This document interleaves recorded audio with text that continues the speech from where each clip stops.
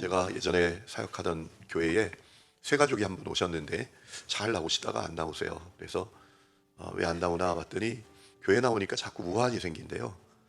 여러 가지 일들이 생기고 그래서 나가봐도 소용없구나라는 사실을 그가 깨닫고 교회 안 나온다라고 하시더라고요. 여러분, 예수를 믿는 게 뭡니까? 여러분, 예수를 믿는 것을 뭐라고 생각하십니까? 혹시 예수 믿다가 죽을 수도 있다, 복음 전하다가 죽을 수도 있다라는 사실이 분명해도 여러분, 예수님 믿으시겠습니까? 오늘 말씀은 그에 대한 질문을 우리에게 던지고 있어요. 너 예수 믿고 예수 전하다가 죽을 수도 있는데 그래도 믿을래? 이 질문을 여러분, 초대교회에 스데반의 순교를 통해서 던지게 되셨던 겁니다. 하나님이 던지셨던 거예요. 오늘 말씀을 스데반이 장렬하게 복음 전하다가 순교했다 이렇게만 받아들일 것이 아니라 우리가 예수를 믿는 게 뭐냐 도대체, 이 부분에 대해서 질문하는 은혜가 여러분에게 있기를 축원합니다. 스데반이 복음을 전하다가 사내들인 의회에 체포되었습니다. 신문을 받습니다. 그때 스데반이 당당히 하나님의 구속사를 아주 명쾌하게 전하죠.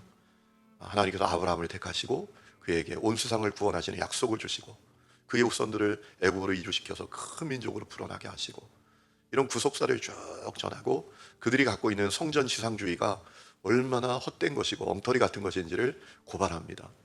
그러자 어떻게 하죠? 오늘 말씀해 보니까 이 종교인들이 흥분을 합니다. 이를 갈았다라고 했습니다. 얼마나 흥분했는지를 알려주는 내용 아니겠습니까?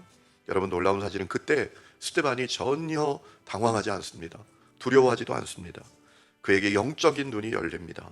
하나님의 영광을 보았습니다. 55절, 성령이 충만해 하나님의 영광을 보았다라고 했습니다. 그리고 예수님이 하나님 우편에 서신 것을 보았다라고 했습니다. 얼마나 경이로운 장면이었을까요?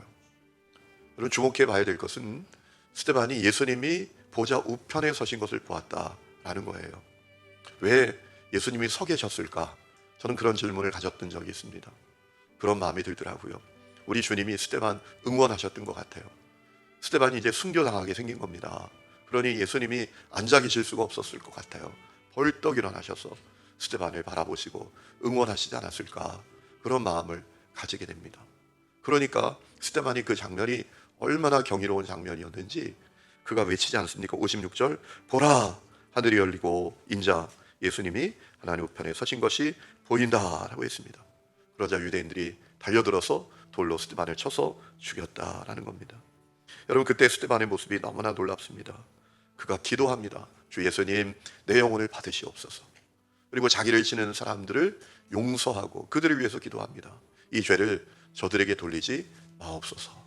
마치 예수님처럼 기도하는 그런 장면을 보게 됩니다. 여러분, 이 말씀을 통해서 우리는 중요한 두 가지 사실을 깨닫게 됩니다. 첫 번째, 보는 것이 달라야 반응도 다르고 태도도 다르다라는 겁니다. 스데반은 하나님의 영광을 보았습니다. 영적인 눈이 열려서 하늘의 영광을 보고 하늘의 세계를 바라보았습니다.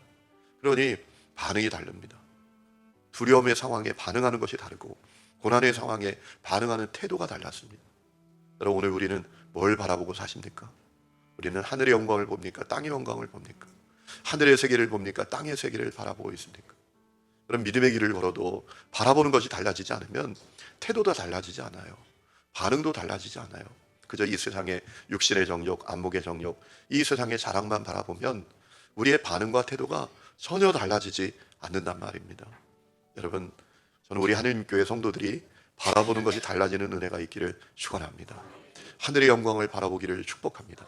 찬양을 부를 때 하늘의 영광을 경험하고 말씀을 읽을 때 하늘의 그 진리를 우리가 바라보고 바라보는 영적인 눈이 열릴 때 우리의 삶이 달라지는 것입니다.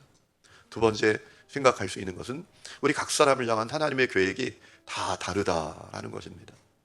여러분, 이런 생각을 해보셨습니까? 왜 스데반을 하나님께서 구출해 주시지 않았을까? 제자들은 똑같은 상황에서 구출해 주셨잖아요. 제자들도 복음 전하다가 체포되었단 말입니다. 감옥에 갇히게 되었어요. 그때 하나님께서 하나님의 천사를 보내 그들을 구출해 내시지 않습니까? 아니, 그렇게 기적적으로 좀 구출해 주시지 않잖아요. 스데반은 고스란히 그 고난을 다 당하게 하시잖아요. 그리고 결국 순교하게 만드시잖아요. 이 사실을 통해서 중요한 사실을 깨닫게 됩니다. 우리 각 사람을 향한 하나님의 역사가 다 다르다라는 겁니다. 해의 영광이 다르고 달의 영광이 다르고 별의 영광이 다른 것처럼 우리 각 사람의 인생을 향한 하나님의 계획이 다 다르다라는 겁니다.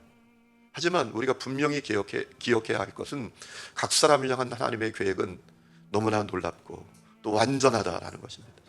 하나님 실수하는 분이 아니시다라는 겁니다. 하나님 우리 각 사람을 향하여 최선의 계획을 갖고 계시고 최선의 길로 인도하신다라는 것입니다. 여러분, 그렇기 때문에 우리가 다른 사람의 고난에 대해서 판단하지 말아야 합니다. 우리가 교회 안에서도 판단하는 죄를 저지를 때가 많잖아요. 어떤 분에게 어려움이 생기면 판단을 해요. 아이, 저 사람 저렇게 하더니 결국 저렇게 되네. 이렇게 판단하면 안 됩니다. 왜냐하면 우리 각 사람을 향한 주님의 최선의 계획이 있고요, 최선의 길로 인도하시는 인도함이 있기 때문입니다. 여러분, 스데반이 순교할 때 어떤 일이 일어나죠? 서두에 말씀드린 내용이 일어나지 않습니까? 초대교회 성도들이 예수 믿고 막 기적이 일어나고 표적이 일어나고 그래서 막 예수 믿겠다 그랬는데, 야, 예수 믿다가 죽을 수도 있는 거구나, 예수 믿다가 고난받을 수 있는 거구나, 이 사실을 공동체가 깨닫게 됐단 말입니다. 그리고 또 하나, 예루살렘에만 머물러 있던 복음이 땅끝까지 퍼져나가는 역사가 일어나게 됩니다. 여러분, 예수님께서 승천하시기 전에 말씀하셨잖아요. 성령이 너에게 임하시면 예루살렘, 온 유대, 사마리아 땅끝까지 이르러 내 증인이 되어야 한다라고 했는데, 제자들이 예루살렘에만 있어요. 예루살렘의 부흥에만 취해 있어요. 그래서 하나님께서 스데반의 순교를 통해서 그들이 쫙 흩어지게 만드시는 거죠. 알아서 못 가니까 억지로 가게 하시는 역사가 일어나죠. 또한 스데반이 돌로 쳐 죽임을 당할 때 이 죽이는 사람들의 옷을 보관하던 청년 사울이 있지 않습니까? 그가 스데반의 순교를 마땅하다고 여겼던 그인데 결국 그가 예수를 위해서 살다가 예수 때문에 순교하는 인물이 되는 역사가 일어납니다. 여러분, 바울은 기억하고 있었을 거예요. 아, 예수 전하다가 스데반처럼 죽을 수도 있어. 그 장면을 바울은 누구보다도 똑똑하게 보았던 인물입니다. 그러나 그가 예수 만나고 은혜 받고 복음을 위해서 죽는 사람이 되었다라는 것이죠.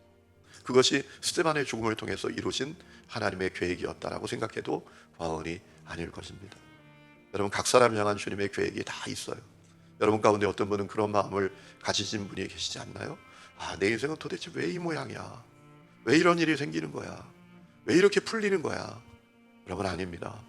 하나님이 각 사람을 향한 계획이 다 달라요. 아니, 나는 왜 누구보다 이렇게 잘 안 되는 거야? 이게 아닙니다. 우리 각 사람을 향한 주님의 최선의 계획이 있고 최선의 길이 있습니다. 그것을 신뢰하고 믿음으로 살아가는 성도들이 될 수 있기를 주의 이름으로 축원합니다.